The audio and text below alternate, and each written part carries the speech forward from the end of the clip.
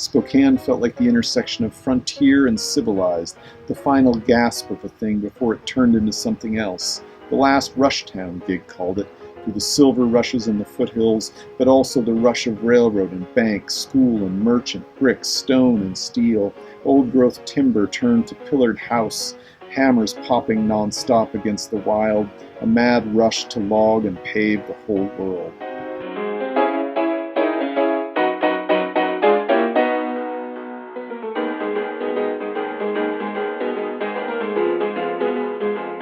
The Cold Millions is a novel set in 1909, 1910 Spokane primarily, and it's about two brothers who get swept up in the free speech movement of that period, the battle of the industrial workers of the world for worker rights, and it's really about how we battle for social justice and kind of the way those things resonate today. There's a line in the book that, this is a city named for the people driven from it. To be the one to witness the environmental degradation that the dawn of this city caused. To go from, in 30 or 40 years, to go from this beautiful wild place where so many tribes would gather at the falls because salmon, were just falling from the sky, to a place where salmon haven't been since the period of this novel, since a few years before the period of this novel. You have to be able to register that as well. This rollicking Western city, to create it, it's created out of violence against people and environment. And so Jules seemed like the perfect witness for that. And the novel tracks between 1864 and 1964, with almost all the action taking place in 1909 and 1910. But that early period, 1864, until the actions of the novel, Jules was the perfect witness for that. This has the longest acknowledgments I've ever used, so I would encourage people to look in the acknowledgments. There are a whole bunch of books that were, it might just be a sentence here or there, but they really depict that time. So it started with a lot of books, but I would say that the biggest component of my research was really the microfilm and microfiche at the library, and just sitting there and flipping through 1909, 1910 newspapers. I spent days in the Northwest Room looking at plat maps and books about agriculture and fishing, and books about the Spokane tribe. Newspapers of that time, there were, during those years, there were 3, 4, sometimes 5 daily newspapers in Spokane. They would sometimes be updated during the day, and you'd have newsboys standing on the street hawking the afternoon paper, the morning paper. It was very much the world we live in now, where you would choose your news based on its politics. So if you might read only the labor newspaper, or read one of the establishment newspapers, the Spokesman Review or the Spokane Chronicle. And I would read those to sort of triangulate events to see, how different newspapers covered them.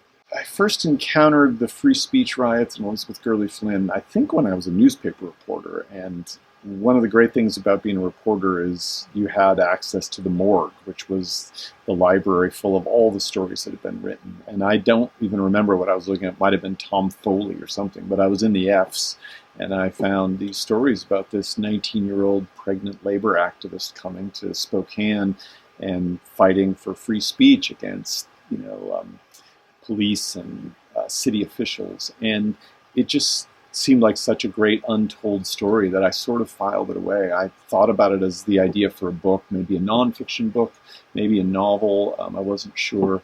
And then reading her autobiography, Rebel Girl, Joe Hill's songs about her, just reading about that period really made me want to focus on that 1909-1910 period. And it's a tricky thing as a novelist to incorporate real people. I treat them almost like locations. I want to honor them by getting them right. And so much of what Elizabeth Gurley Flynn says in the book comes out of her direct speeches. Almost everything that the newspaper says about her comes directly from those newspaper stories. And so while I create things I create fiction that involves her.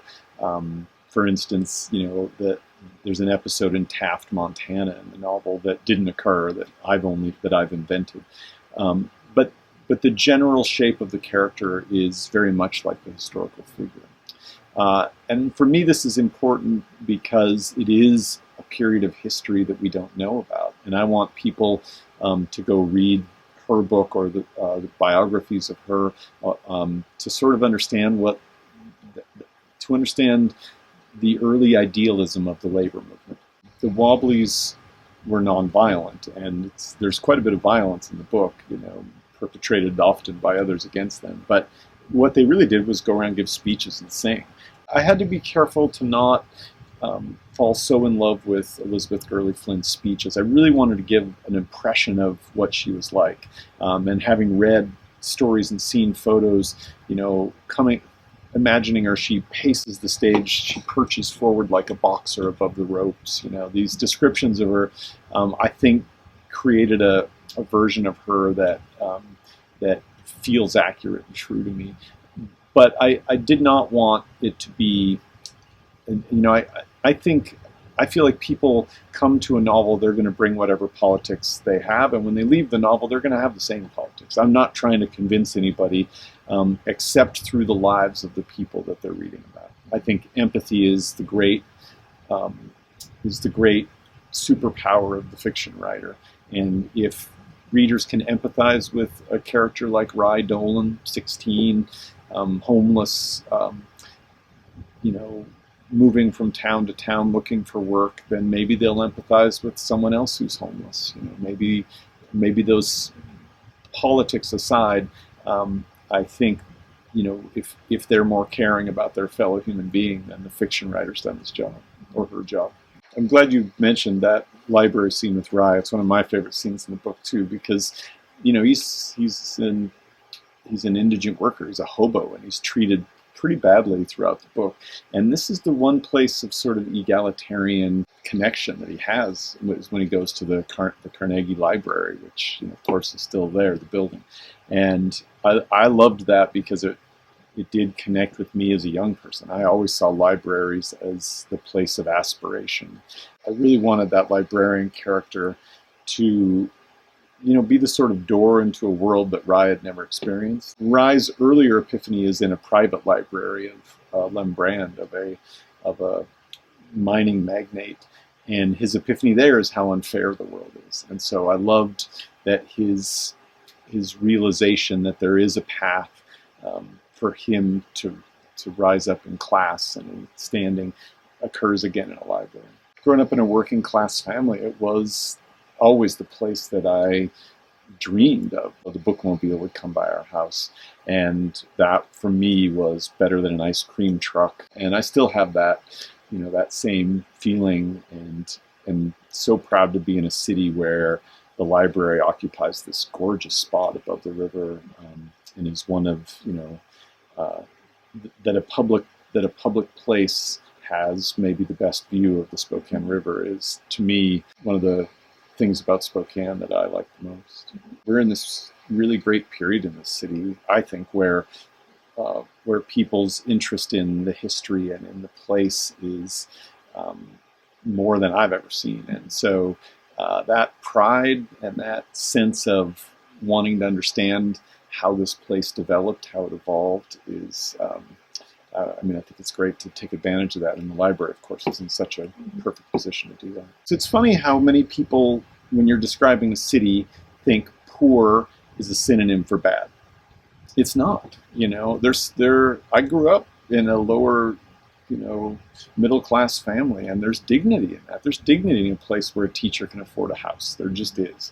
And there's dignity in the authenticity of a dive bar that is not a faux dive bar, but is actually a dive bar.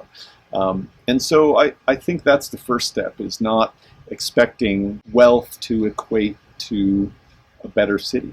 In many ways, it causes problems that cities have to deal with that are just as difficult. But I do like those little gentle digs at Seattle, just because it does have that sort of older brother, picking on the younger brother when the older brother even knows the younger brother's alive.